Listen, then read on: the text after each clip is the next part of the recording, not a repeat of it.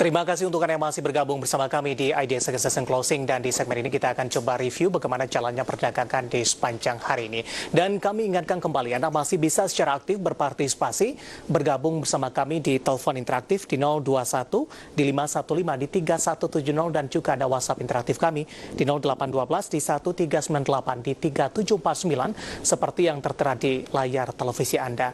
Anda bisa bertanya secara langsung terkait dengan koleksi saham Anda sampai sejauh ini, ataupun Anda ingin masuk kepada saham-saham tertentu, level menarik berapa saja yang bisa diperhatikan, baik untuk investasi jangka pendek, jangka menengah, ataupun untuk jangka panjang.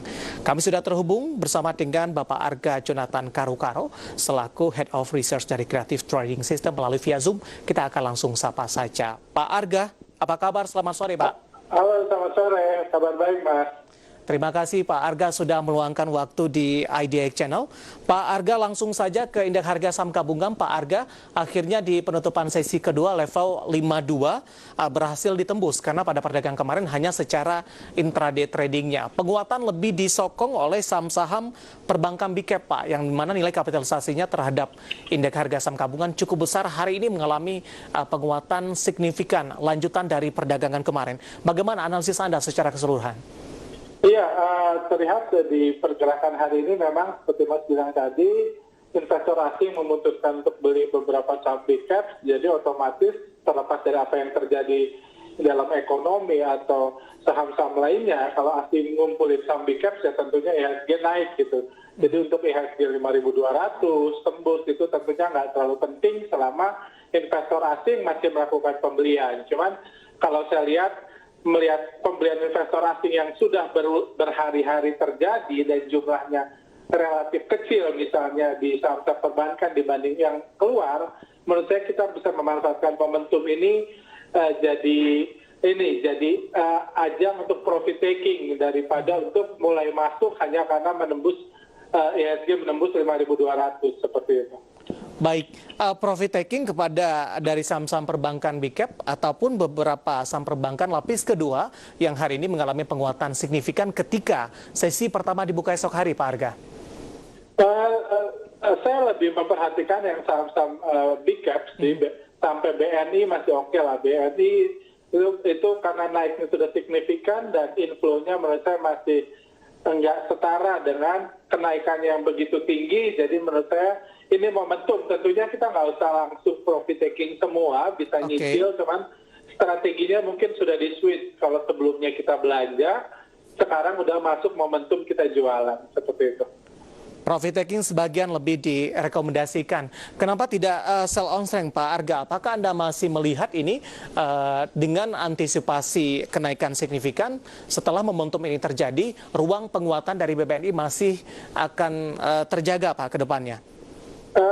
Sebenarnya sell on strength itu kalau memang asingnya masih terus beli besok atau lusa, besok atau lusa tentunya kita bisa memanfaatkan itu untuk sell on strength. Cuman kalau investor asing nggak memutuskan beli lagi besok, tentunya kita harus memilih lebih cepat, apalagi kalau kita lihat asingnya juga melakukan profit taking, kita bisa mulai mengurangi posisi kita, seperti itu.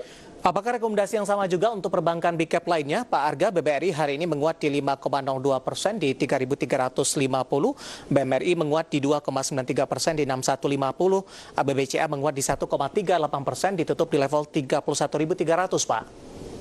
Ya, cenderung sama sih semuanya. Dari semua saham itu yang pembelian asingnya paling signifikan itu ada di BNI kalau di-compare dengan inflow minggu-minggu sebelumnya. Jadi menurut saya yang paling strong di sini BNI. Seperti itu. Untuk BCA sendiri biasanya gerakannya nggak terlalu serasi dengan big caps BUMN karena mungkin pengendalinya beda. Jadi lebih mungkin dari semua itu BCA lah yang nggak masuk kategori sell on strength atau profit taking. Sisanya sih saran saya lebih baik kita mengurangi posisi, ya intinya mengurangi posisi, mau sell on strength, mau profit taking langsung, no problem.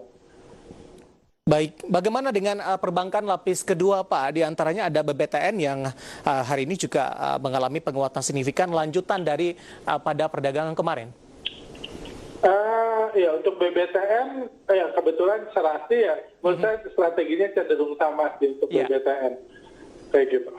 Baik, kebetulan sudah ada pertanyaan masuk Pak di WhatsApp interaktif kami dan kebetulan juga menanyakan BBTN ini Pak Antoni dari Tangerang Selatan serta arah dan tren kemudian support dan resistennya Pak untuk BBTN.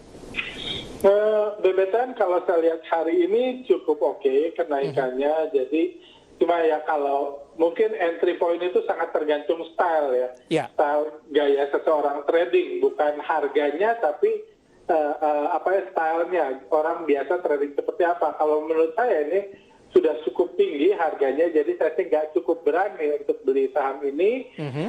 Jadi walaupun memang saya lihat ada big player masih masuk sampai perdagangan hari ini, itu yang bisa jadi harapan bagi mereka untuk sell on strength seperti itu menurut saya.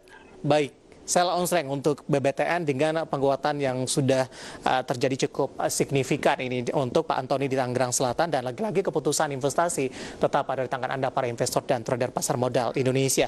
Ini baru masuk Pak, pertanyaan untuk perbankan big cap ini Pak Arga tadi pun juga sempat kita review, ada Bapak Rian yang ada di Bandung nih Pak, mau tanya entry point BBNI dan BMRI dan resistennya untuk seminggu ini trennya bagaimana untuk perbankan big cap, dan apakah kalau rilis laporan keuangan kuartal 2 akan ada koreksi ini. Tadi juga sempat kita singgung ya Pak, artinya ini Anda belum merekomendasikan masuk di posisi harga saat ini.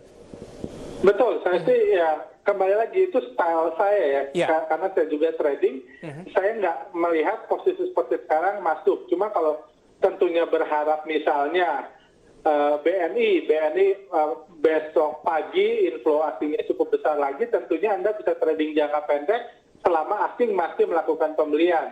Seperti itu. Masih bisa diinikan, cuman kalau berhubungan dengan laporan keuangan, saya rasa sudah nggak zaman lagi sih kita trading melihat laporan keuangan dan hal-hal tersebut, karena semua sudah expect bahwa laporan keuangan jelek, tapi kondisi ekonomi tentunya sudah nggak berhubungan dengan bursa saham. Baik, Pak Arga, menarik, kita akan jeda kembali terlebih dahulu. Masih banyak pertanyaan yang sudah masuk sampai sejauh ini di WhatsApp interaktif kami.